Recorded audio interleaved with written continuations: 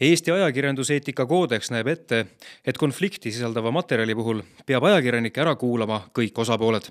Esmaspäeval ilmus Eesti Päevalehe uudisküljel artikkel 2 pealinna televisioonid, kus on kasutatud nii Tallinna Televisiooni logo, kui artiklis on mainitud ka ligi 10 korda Tallinna TV-d. Kommentaari pole aga sihtasutuselt võetud.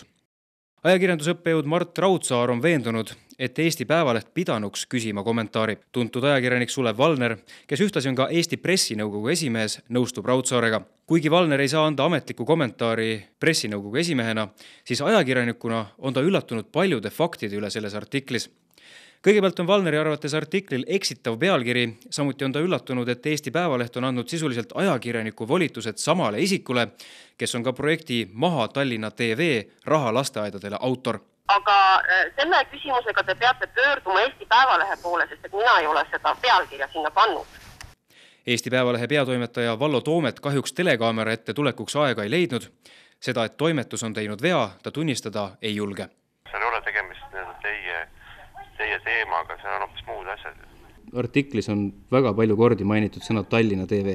Ei, no te võite kirjutada mingi lause või mingi vastulause, kui teil see häirib, aga ma ei näe seal mingit probleemi. Ja Eesti Päevaleht vastutab selle artikli eest? No ikka vastutab meie ka muidugi.